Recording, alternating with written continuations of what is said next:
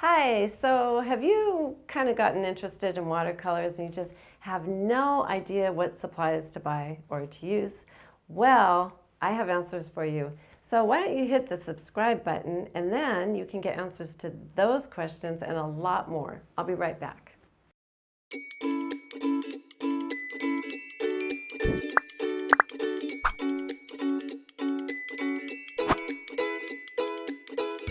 Okay, so I hope you hit the subscribe button because that'll give you a lot more information.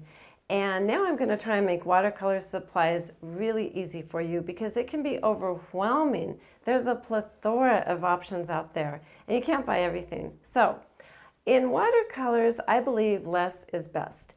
And that goes with supplies too.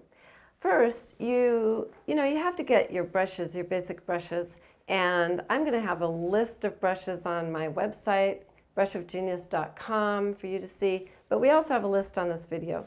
In general, though, you need a nice round brush, like a size 10. You might want to get a bigger brush, a mop brush. I love fan brushes because you can do a lot of things with these.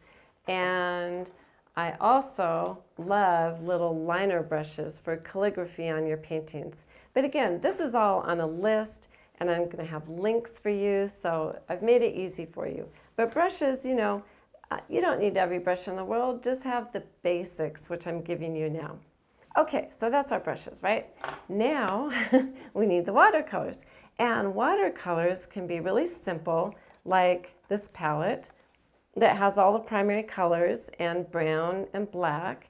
And these are actually really good quality paints. And again, I have links to these. You don't want something that you'd buy in the grocery store for kids. You don't want that because the quality of the paint is very, very important.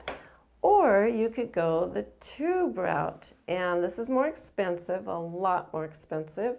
But I have a list of all the colors that I think you want if you go the tube route.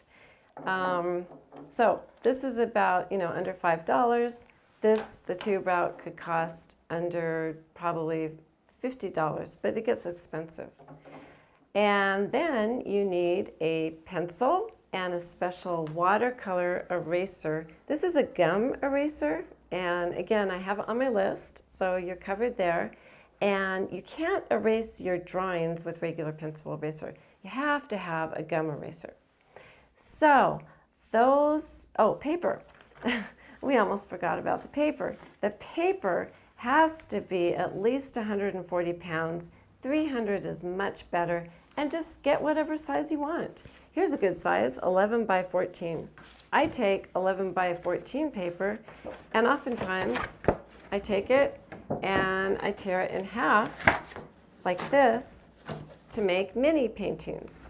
And I have a lot of mini paintings that I do in the wilderness, and they're a nice size, and they just come from this size paper, which is half of our 11 by 15.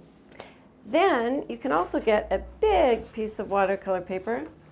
This is 22 by 30 for huge paintings. So your watercolor paper will come in either rough or cold press or hot press. And don't worry too much about that. Just get the rough if you can. The rough has some variation on top and it makes your watercolor more textured and interesting. If you can't get that, just get hot or cold. It doesn't really matter so much and it doesn't have that great an effect. Just get what you can.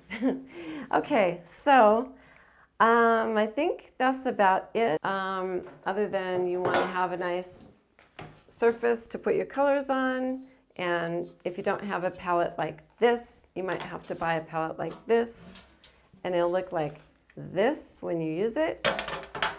There are some other supplies which are really fun to use, but that's maybe for another video. These are the simple ones. So I hope you become part of our art community and say yes to art, and I hope you find our website link in the information below, and maybe leave a comment or hit the like if you like this video. And finally, there's other videos coming up, so you can watch those too. I'd love to teach you art and to have you become part of our art community.